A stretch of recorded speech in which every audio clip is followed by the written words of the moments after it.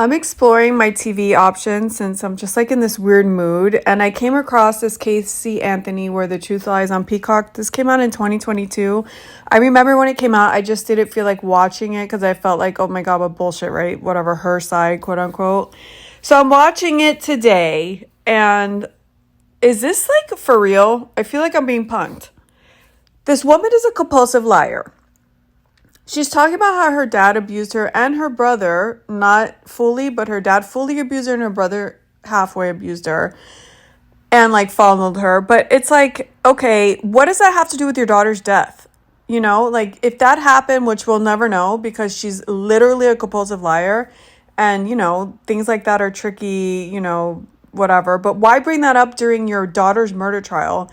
And if you're only bringing it up because you want to prove you're such a compulsive liar and this is where it came from, that's fine.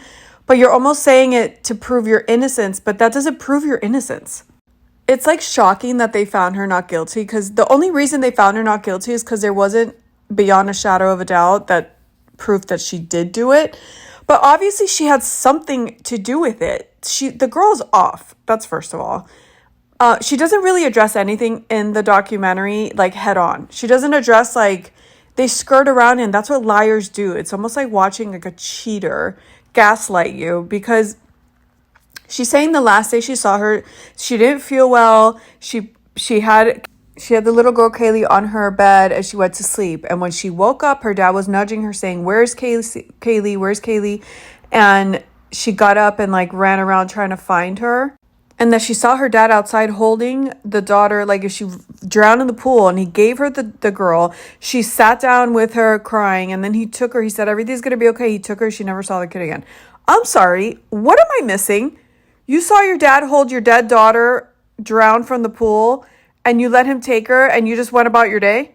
Like you went back and partied and talked to your friends, didn't call 911, didn't have like talks with your dad. Your mom had no idea. No one told your mom. You waited 31 days and then called the police like she just left. Then lied about the babysitter and who the babysitter was. She never had that babysitter. She made up the name. The lady was a babysitter, but she's never babysat for her. So she's literally a compulsive liar. She's blaming all this on her dad's sexual abuse, which makes zero sense because even if that did happen, you're a mom now, and your first instinct should be to call the police and freak the freak out, not like go to clubs. And she's like, I wasn't drinking those photos. I was promoting a club, which is a job. It's like, you're not doing that when your daughter's missing. What? And that still doesn't explain why you didn't like freak out and let your dad take the daughter, not know where she was, and you thought she was dead. And then she continues to say that she thought her daughter was alive that whole time, and she thought her dad just took her. What? That makes no sense. She wasn't 16 when this happened. She's a grown-ass adult. That doesn't make any sense. She's a liar. And then her lawyers, this is what's really interesting. So the lawyers that she had, I guess were pro bono, and they like raised funds maybe. I don't know. She obviously didn't pay for them, but she says like once the trial was over, one of the lawyers took her in, and she's lived with him for a very long time, and they're still like family now, and they're very close. And I thought that was so interesting. I'm like, okay, well, I've always wondered after the trial, I'm like, there's no way, like, where's she working? How's she maintaining herself? She's not with her family. So she was with the lawyer the whole time. So that explains that. But she's clearly a liar, and I have the feeling she just kind of was this terrible human being, terrible mother, selfish, didn't give a shit. Something happened with the kid. She and her dad helped her cover it up, and then she turned on her dad, and she's like, screw this, I'm going to start a new life, and I'm going to be this new person, and I'm just going to save myself. That's what it sounds like to me, because there's no way, it doesn't make sense. You can't be that big of a liar, and you can't just not freak out when your daughter's gone. Say that you saw that she thought she was dead from the pool, let your dad take her, and then not call the police, tell your mom, do anything in 30 days. And then why make up all the stories? If that's what you saw that happen, why didn't you say that? She never said that. She waited the whole trial. She didn't say any of this. So why make up the babysitter thing? Why make up that you don't know where she is? Why whatever? It just doesn't make any sense. And then if her argument is that her dad controlled and abused her, was she saying that her dad drowned the kid? But either way, the response doesn't make any sense. So it's so weird. I don't know. I thought she probably thinks that this documentary helped her case, and it made it worse for me. She says in the documentary that she doesn't understand her behavior back then. that she was a different person, which that I do believe, because I do think when you're young, that's why it's so important to like have strict black and white kind of rules, because your thought process isn't all there, and you do things when you're young that you would never do when you're older if you like think about it. So I do believe she could have been like a completely different person, but she's still lying today about what happened back then. And that's the crazy part. Like, she's still lying to herself, to everyone around her. She just created this new persona and she's sticking with it. And that's just wild to me. You know, obviously she has something to do with it. Obviously she's lying about everything and she won't come clean. And she just wants like all this sympathy. She either killed her, accidentally killed her, or there was an accident and her dad helped her cover it up, or there was an accident with the dad while she was sleeping and then she helped her dad cover it up. Either way, she's involved.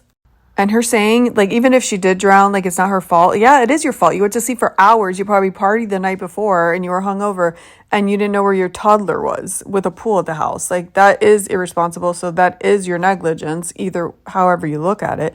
But anyways, I'm just sitting here watching this so infuriated because she just won't get to the point and she's just skirting around the obvious truth she's not saying.